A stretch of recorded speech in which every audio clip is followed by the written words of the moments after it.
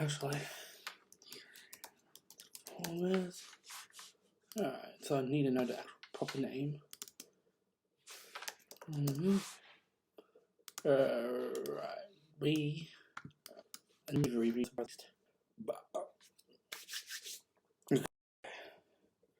the movie starts off with an animal transform, as he's eating a truck gorilla, getting attacked by the main bad guy. That's really a what Scourge, who's voiced by the dwarf from Game of Thrones. Anyway, so he basically attacks them, and the older gorilla sacrifices himself. The normal stuff to try and get the key, which is the orange stone. And then it cuts to 1994, where the guy is working on a machine. It's basically to put more channels on the TV back in the day. Apparently, that's interesting. He's like an engineer or some shit, but not really an engineer.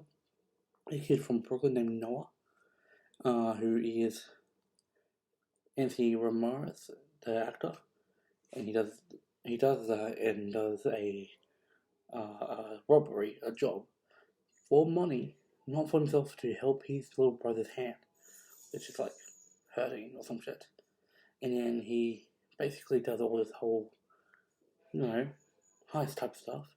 Gets into a car, which is Mirage, aka Transformer car, who is voiced by none other than Pete Davidson. By the way, hands down, best character. Pete Davidson did a great job with the comedy and everything.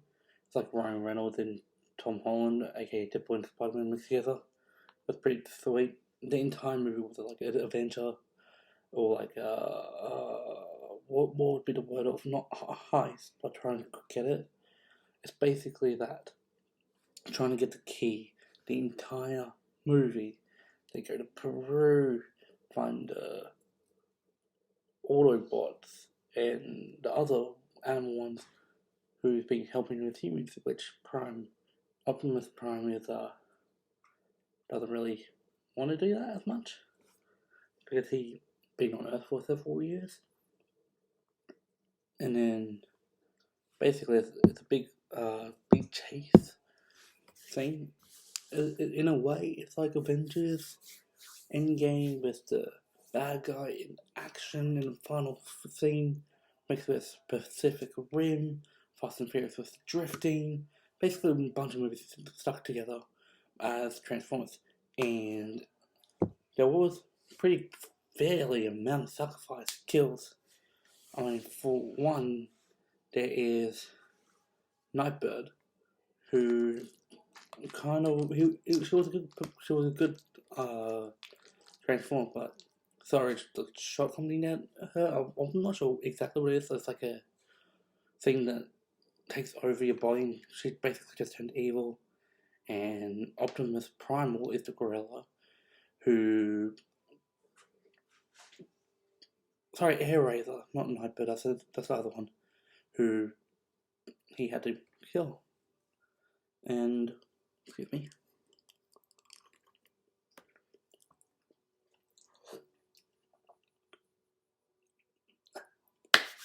And that was one official death. There was multiple sacrifices with Optimus Prime, but got saved by Noah and Optimus Prime the gorilla. It was who else? His sacrifice? Oh, Mirage. But Mirage's last effort is to make an armor around Noah, and basically at the end, he got brought back at the end credit scene. Oh, I forgot. Bumblebee died at the start of the movie under attack, and got brought back at the end. And yeah, that's pretty cool. Oh, I forgot to say, mid credit, he went so this whole thing where he was trying to find a job to help his little brother. So he got a job interview, and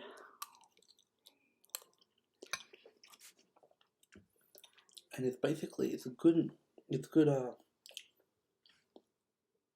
thing where he was like, oh, what have you worked internationally? He was like, yeah, I went to whatever city, he said. And he's like, oh, Peru. And he was like, I didn't say I went to Peru. And he was like, you and Elena, the girl, she doesn't really matter.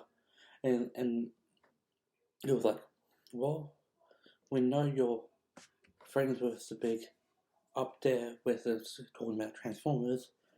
And he was like, alright, well, if you ever want a job, we're here to help you in your brother's hand. We are the secret agency, G.I. Joe. G.I. Joe is mixed with the same universe as Transformers. I mean, it's not far off of him.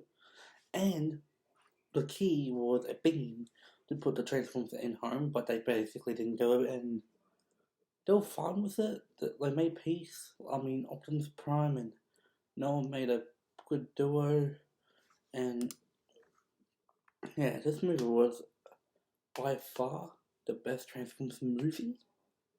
And I am going to go to IMDb, and I'm personally gonna rate it a nice little 8. I mean, there were some parts where they should have did a little bit of things with it, like the lava didn't look the best, but the rest was good. And the trailer said, Gorilla's like, we meet again, but that wasn't actually in the movie.